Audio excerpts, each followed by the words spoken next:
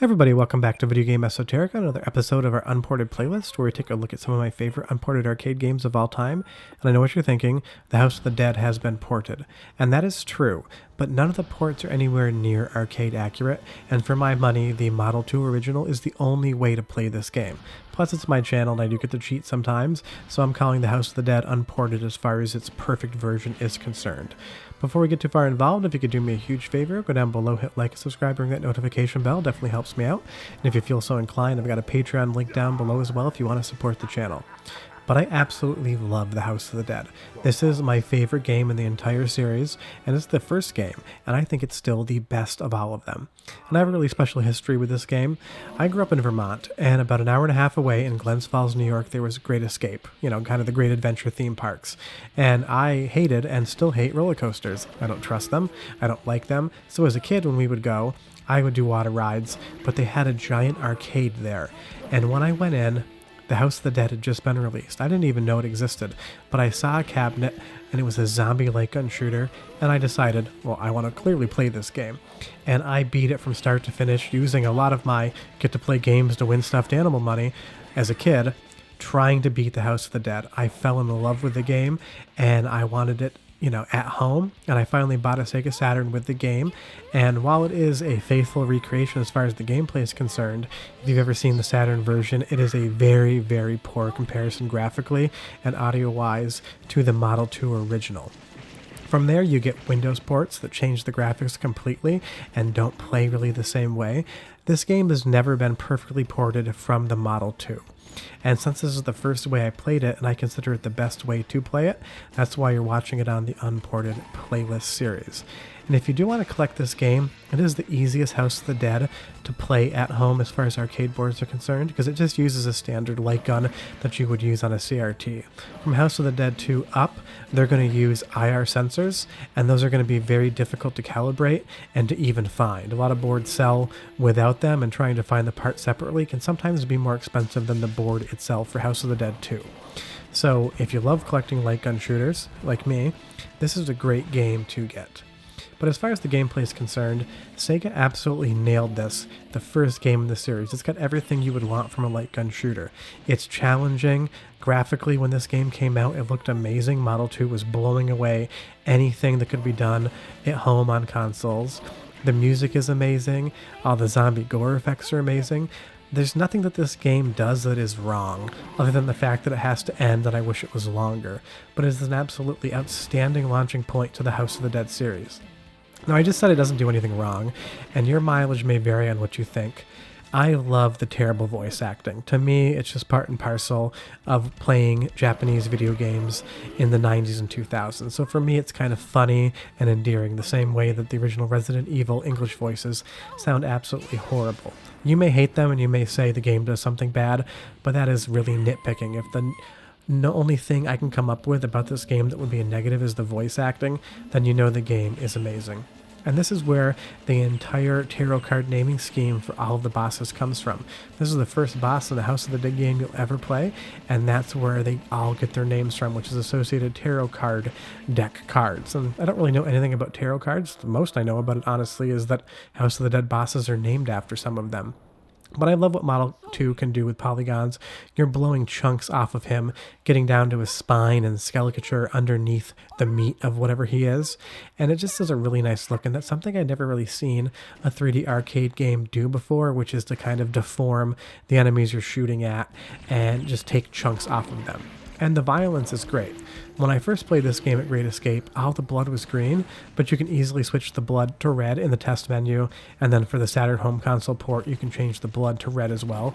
Because for me, even though green goo coming out of zombies makes more logical sense, that red blood is really the way you want to look at the game. What I'm going to do is let you watch this for a minute, because this soundtrack track is just amazing. I love the music, so enjoy it for a minute, and I'll come back and tell you more about why this game is an all-time hit. But be right back.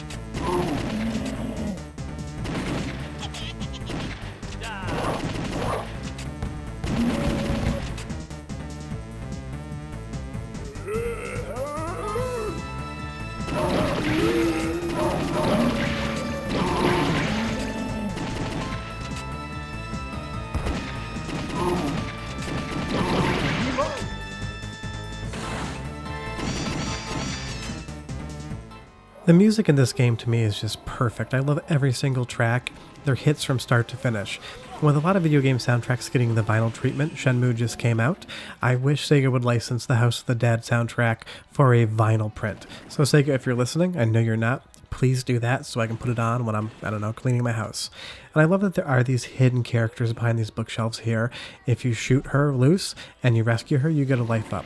But in the next room, if you're to do the same thing with the next bookcase, there's actually going to be a zombie behind it. So the game likes tricking you into thinking you're doing the right thing. And in the next room, if we shoot that bookcase, we're actually going to spawn an enemy behind it.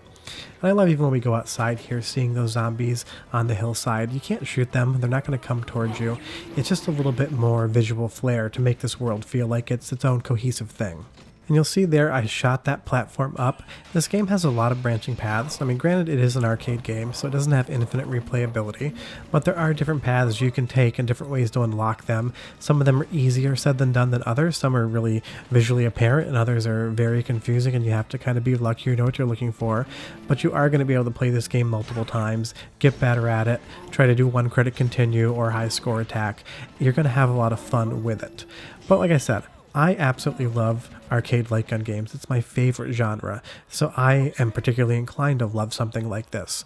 If you just enjoy them, it's still really easy to play. I'm using M2 Emulator, and I'll leave a link to it below, and it works perfectly fine. It's easy to set up, it's got a graphical user interface. It's not as smooth as something like Supermodel as far as just controlling it is concerned, getting the ROM to boot, but when this game is running, it feels like I'm playing a Model 2. And House of the Dead is on my collection list. I'm going to get it soon. I just need to do some work on adapting my Konami guns to work on a House of the Dead board, because I don't want to buy a brand new set of guns just for one game. It's limited storage, and if you can always adapt something over to work on a different board, it's basically $2 worth of wires and connectors versus a couple $100 in new guns. So I always recommend that. But this is the game that launched the House of the Dead franchise for Sega, and we've gotten so many good entries. I've done a few of the games on my channel. I've talked about the Saturn version of this as well, so you can go back and see the massive differences. And like I said, I know I'm slightly cheating with calling this Unported, but I get to cheat because I'm the one doing all the work. But the Saturn version, a lot of fun, doesn't look very good.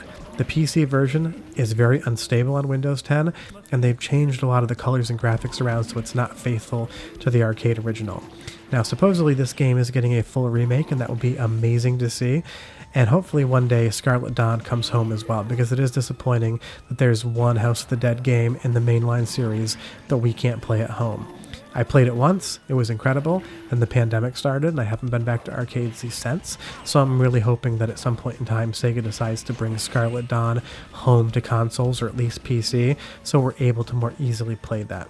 But with a lot of the games on this channel, some I played once or twice, but some like House of the Dead I have a special connection to, because I went out and bought a Saturn as a kid with probably like my summer job money, just so that I could play this game in my house. I played it once at an amusement park and absolutely fell in love with it, and it's still a game that I play a few times a year just because I want to play more House of the Dead. And if you've somehow never played this, as soon as I'm done with this video, just go download it and play it, because you owe it to yourself to check it out. But as usual, if you have any questions or comments, leave them down below. I love chatting with you guys. And if you could do me a huge favor, hit like and subscribe, ring that notification bell, because we got more videos coming up. We'll be back on Sunday, Tuesday, Wednesday, and Friday with more videos. But I get to kill another spider, and I always love that. See you next time, guys. Bye-bye.